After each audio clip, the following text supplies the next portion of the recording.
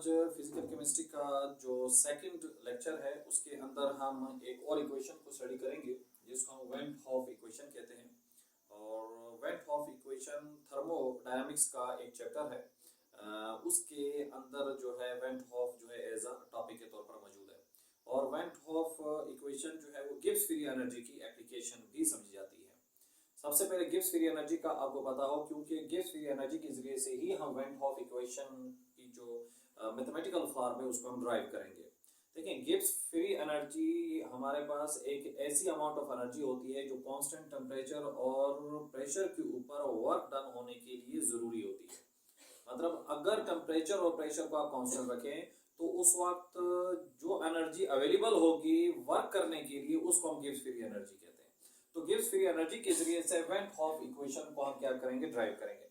अब यहाँ पर ये समझना भी जरूरी है कि वेन हॉफ जो इक्वेशन है ये कौन सी इक्वेशन है। एक ऐसी इक्वेशन जो रिएक्टेंट्स और प्रोडक्ट अगर गैसियस स्टेट्स में है और उस वक्त उनके टेम्परेचर के साथ जो रिलेशनशिप होती है उसको जब हम ड्राइव करते हैं तो उसको हम वेन हॉफ इक्वेशन कहते हैं। यानी कि आप ये कह सकते हैं कि वेन हॉफ इक्वेशन के अंदर हम एक ऐसी रिलेशनशिप मालूम करेंगे जिसके अंदर इक्विलिब्रियम कांस्टेंट भी होगा और जिसके अंदर टेम्परेचर भी मौजूद होगा। तो इसको हम स्टार्ट करते हैं वेन हॉफ इक्वेशन को।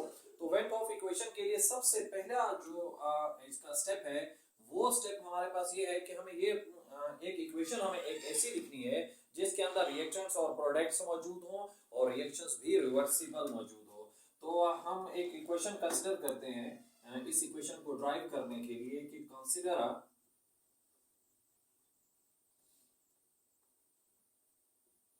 Reversible reaction.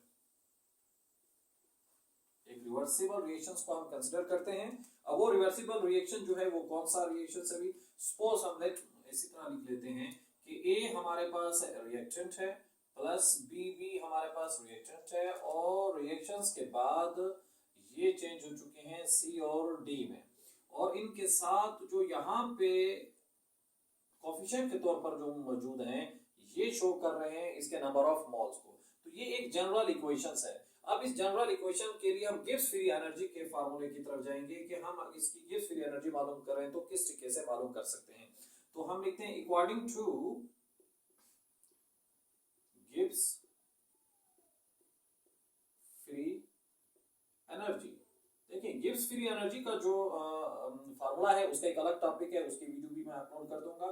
Gibbs free energy जो होती है वो G इज इक्वल टू होती है H माइनस TS।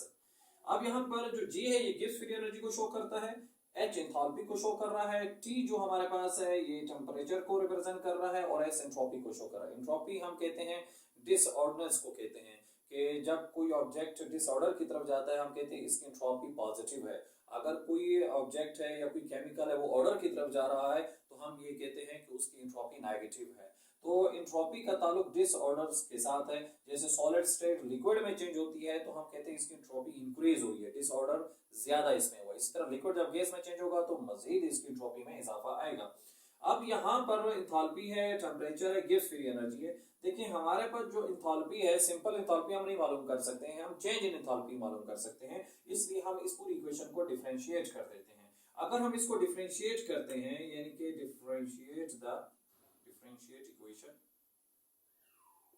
अगर हम इक्वेशन को डिफरेंशिएट करते हैं तो इधर हम d लगा देंगे, dg is equal to dh।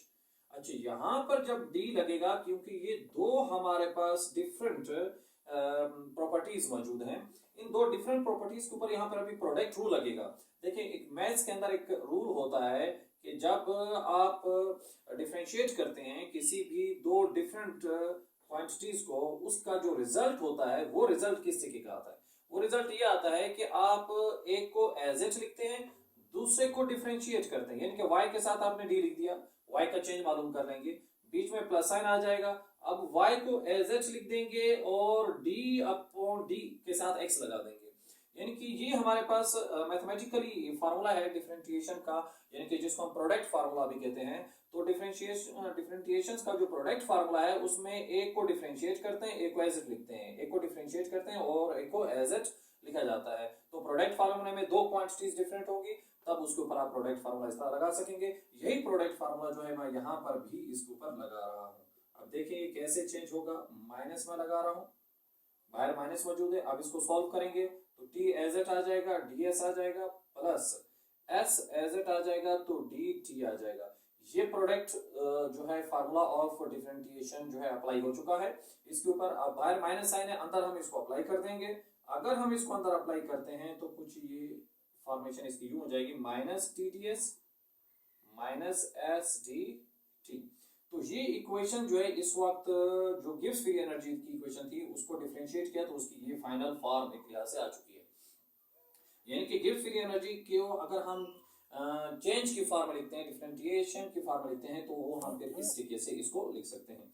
अब यहाँ पर हमने इस इक्वेशन को असल में कन्वर्ट करना है और किस फॉर्म में इसको कन्वर्ट करना है, इसको हमने इस फॉर्म में कन्वर्ट करना है कि इसके अंदर टेम्परेचर तो रहे और इसके अंदर प्रेशर्स भी आ जाए, क्योंकि गिब्स फ्री एनर्जी है, प्रेशर्स भी आ जाएगा और साथ साथ इसमें जनरल गैस कांस्टेंट भी इसमें आ जाए। मतलब इस तरह की चीजें हमारे पास आ जाएं तो उसमें हमने इंथैल्पी को यहाँ से रिमूव करना है या हमने इसके अंदर एनर्जी को भी लेकर आना है। तो इंथैल्पी को जब हम रिमूव करते हैं तो इंथैल्पी का जो यहाँ पे फार्मूला हमारे पास होता है H जो होता है इज इक्वल टू वो होता है E प्लस PV। ये इंथैल्पी का फार्मूला है, यानी कि H is equal to E plus PV। तो PV जो है ये बेसिकली वर्क है हमारे पास, तो इंथैल्पी हमारे पास होता है summation of internal energy plus work equal to enthalpy, उसको हम इंथैल्पी कहते हैं।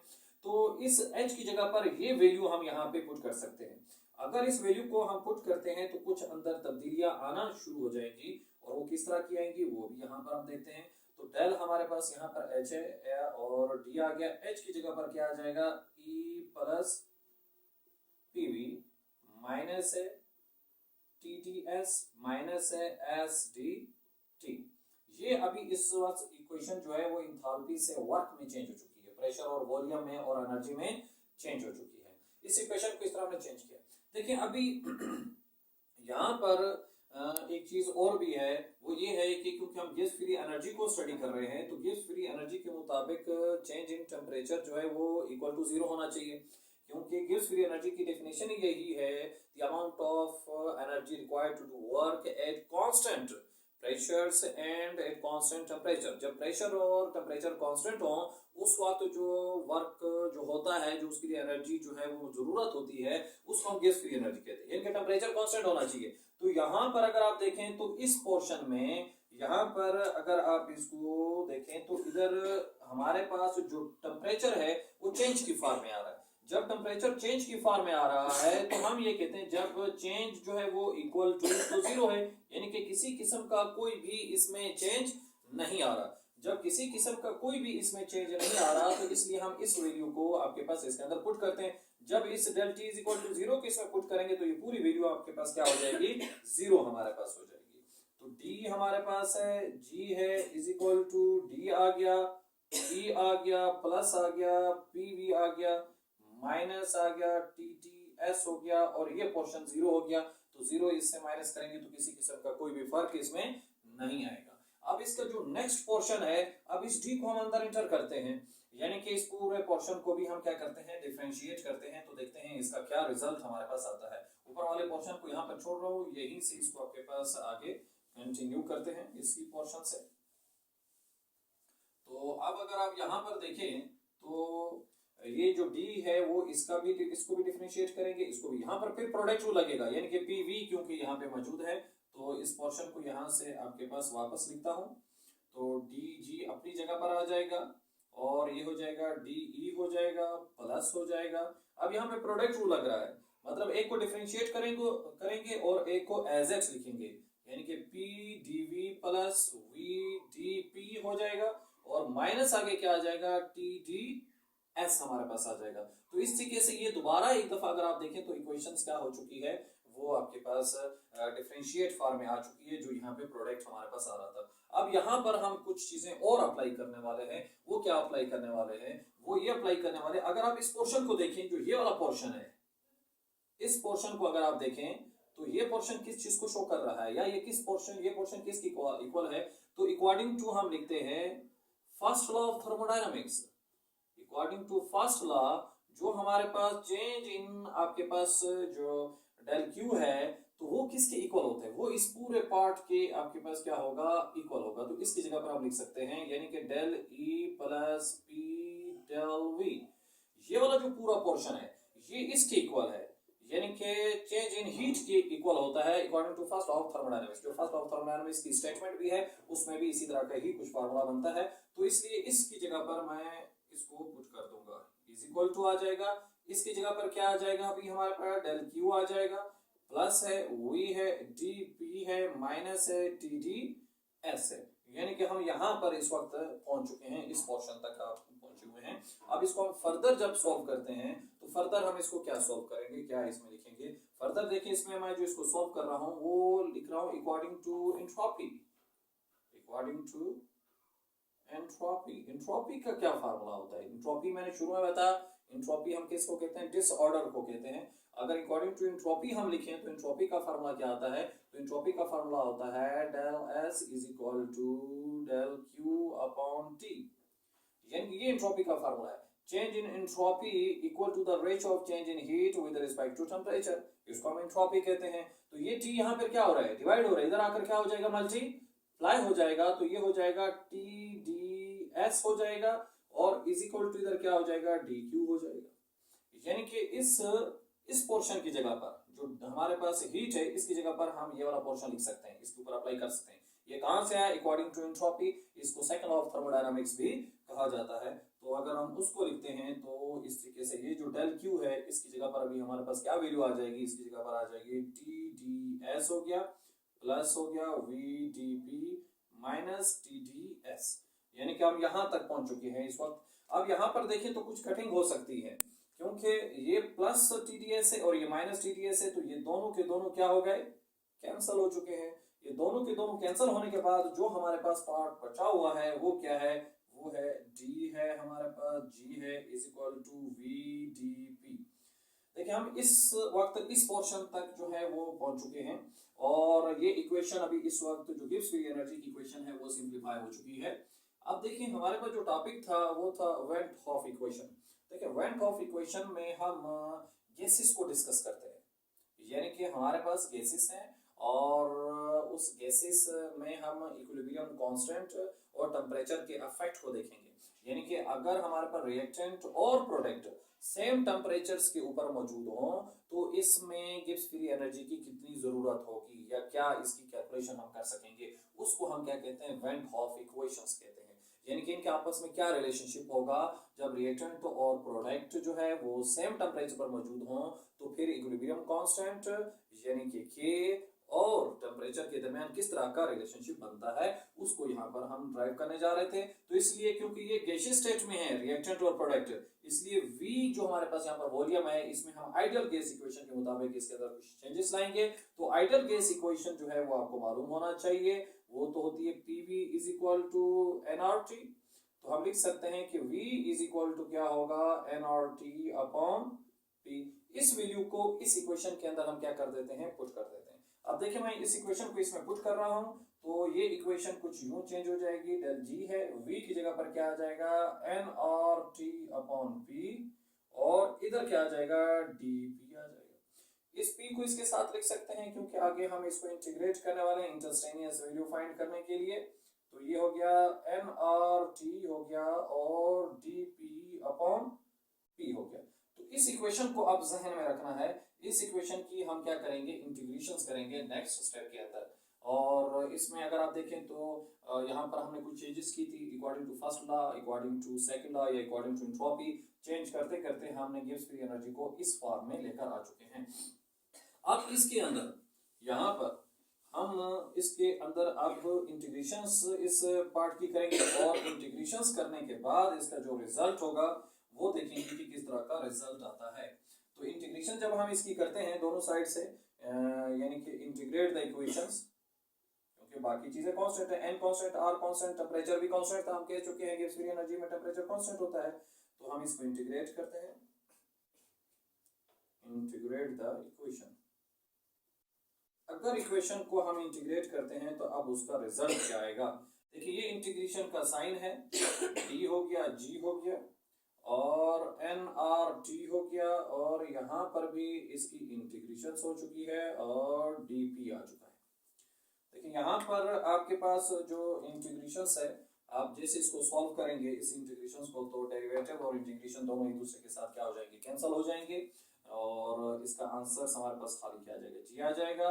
इधर हमारे पास होगा एनआरटी, और अगर किसी का डेरिवेटिव नीचे मौजूद हो, इंटीग्रेशंस का एक फार्मूला है कि हम इस तरीके से करते हैं उसको कि 1 अगर x हो मैथ्स के अंदर, तो इसका हम आंसर जो लिखते हैं, क्योंकि x का डेरिवेटिव 1 होता है, अगर हम मैथ्स में इसमें देखें x का डेरिवेटिव 1 होता है और यही 1 ऊपर भी मौजूद है, तो इसी का डेरिवेटिव ऊपर मौजूद है। अगर आप किसी चीज का इंटीग्रेशन ले रहे हो और जिसका आप इंटीग्रेशन ले रहे हो उसका डेरिवेटिव जो है वो उसी के ऊपर मौजूद हो, तब हम उसमें क्या लगाते हैं, नेचुरल लॉग लगा देते हैं, और प्लस हम एज अ इंटीग्रेशन कांस्टेंट लगा देते हैं, मतलब c लगा देते हैं। तो यहाँ पर आप डिफरेंशिएट कर रहे हो विद रिस्पेक्ट टू p, और p का जो डेरिवेटिव है वो 1 आ जाएगा, तो 1 तो ऊपर मौजूद है, इसलिए यहाँ पर भी क्या लग जाएगा, नेचुरल लॉग p लग जाएगा, प्लस यहाँ पे क्या लग जाएगा, इंटीग्रेशन कांस्टेंट। इस वक्त जो यहाँ पर इंटीग्रेशन कांस्टेंट आया है वो जी नॉट है। जी नॉट आप इसको स्टैंडर्ड गिब्स फ्री एनर्जी भी कह सकते हैं, मतलब स्टैंडर्ड टेम्परेचर और प्रेशर के ऊपर जो गिब्स फ्री एनर्जी की क्या वैल्यू होती है, तो ये एज अ कांस्टेंट के तौर पर आ चुका है। जब स्टैंडर्ड्स होगा, जब आइडियल कंडीशन होगी, तो तब आपके पास ये जी की वैल्यू यहाँ पर इस तरीके से यूज होगी। तो इस वक्त हम गिब्स फ्री एनर्जी का एक फार्मूला जो है वो ड्राइव कर चुके हैं, और गिब्स फ्री एनर्जी का जो फार्मूला है इसमें नेचुरल लॉग p मौजूद है, इसमें टेम्परेचर है, इसमें आइडियल गैस कांस्टेंट है, एंड नंबर ऑफ मोल्स है। अगर नंबर ऑफ मोल्स 1 हो जाए आपके पास, तब आप इसमें मजीद चेंज ला सकते हैं। नंबर ऑफ मोल्स 1 हो, यानी कि n की वैल्यू अगर आपके पास 1 हो, तो फिर आपके पास इसका आंसर हो जाएगा G is equal to RT natural log P plus Gibbs free energy. देखें ये अभी जनरल फार्मूला है, इस फार्मूले को ज़हन में रखना है।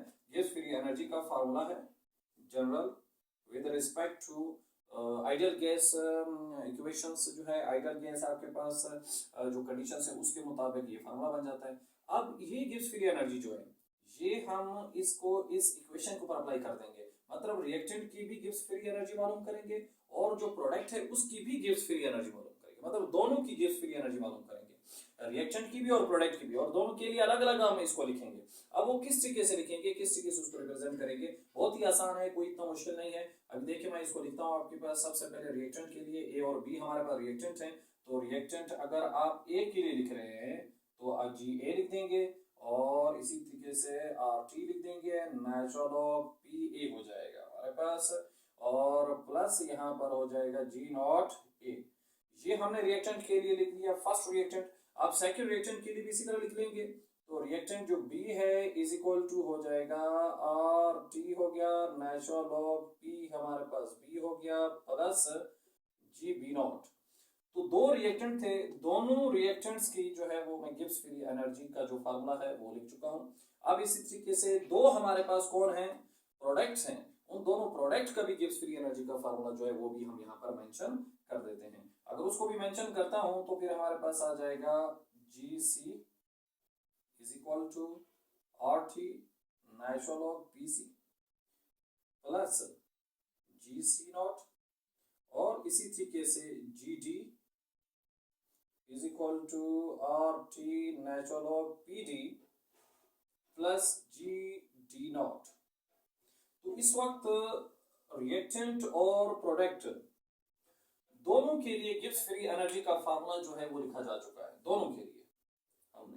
देखिए यहाँ से हमने इसको स्टार्ट किया था, इंटीग्रेट किया था, इंटीग्रेशंस ली थी, तो उसके ये रिजल्ट आ गया था। जो रिजल्ट इंटीग्रेशंस का आया था उस रिजल्ट को हमने इस इक्वेशन के ऊपर क्या कर दिया, अप्लाई कर दिया।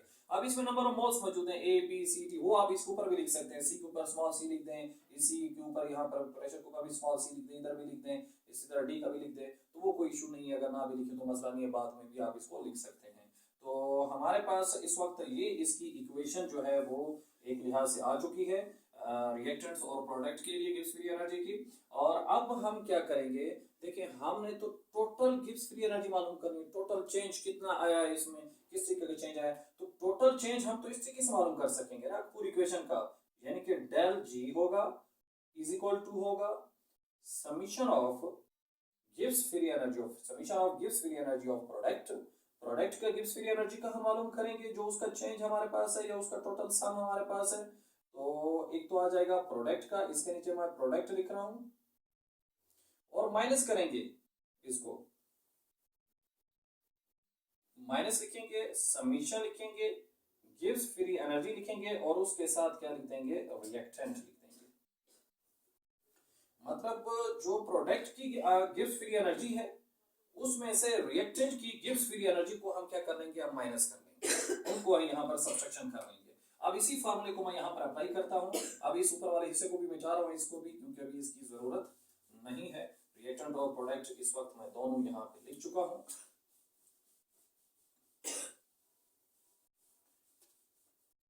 तो इसमें आप देखें, अब इसी पे वैल्यूज को पुट करता हूँ।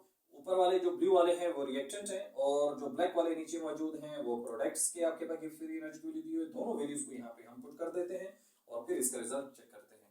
तो हम यहाँ पर लिख रहे हैं डेल जी और इक्वल टू समीशन लिखना है इसका, मतलब जो हमारे पास प्रोडक्ट है उन दोनों प्रोडक्ट के रिजल्ट को जमा कर देंगे।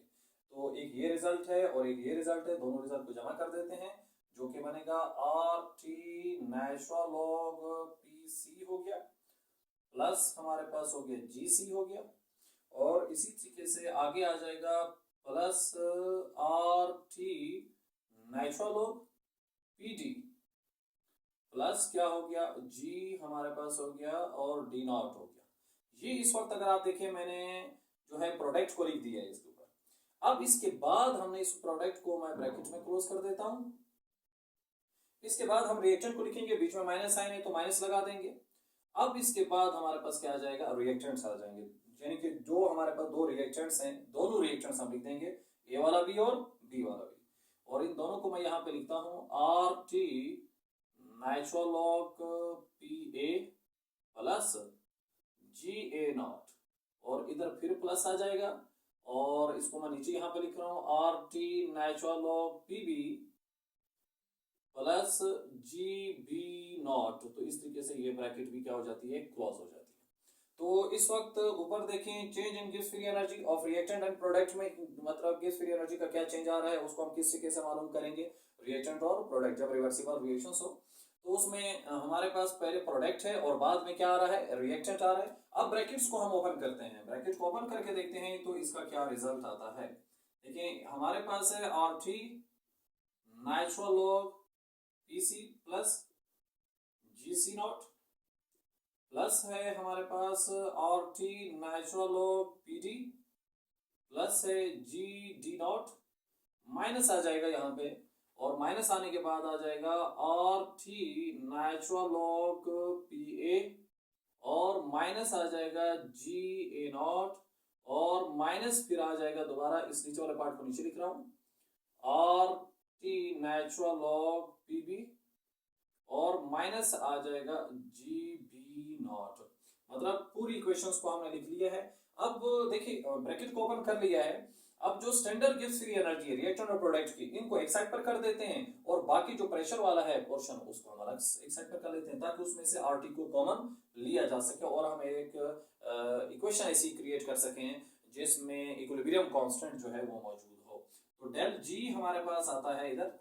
अब मैं पहले प्रोडक्ट वाले लिख रहा हूं, स्टैंडर्ड वाले, जी सी नॉट प्लस हमारे पास क्या हो जाएगा, जी डी नॉट माइनस हो जाएगा जी ए नॉट माइनस हो जाएगा जी बी नॉट। ये दोनों मैंने स्टैंडर्ड गिव्स फ्री एनर्जी जो है रिएक्टेंट और प्रोडक्ट दोनों के एक साथ लिख दिए हैं। अब इसी तरीके से इनको भी एक साथ लिख देते हैं। प्लस है हमारे पास R T natural log P C plus है R T natural log P D.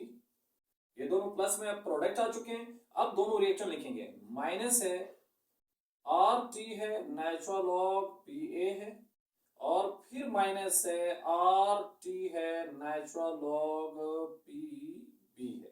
तो यहां तक इस वक्त हम पहुंचे हुए हैं। अब इसमें हम कॉमन लेते हैं और इनको थोड़ा सा सिंप्लीफाई करते हैं।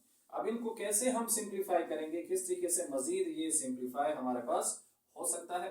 देखिए इस वक्त ये स्टैंडर्ड जो हमारे पास है Gibbs free energy for product है, और ये standard Gibbs free energy for reactant है। तो अगर आप देखें तो एक प्लस में और एक माइनस में, इसको चेंज इन हम लिख सकते हैं।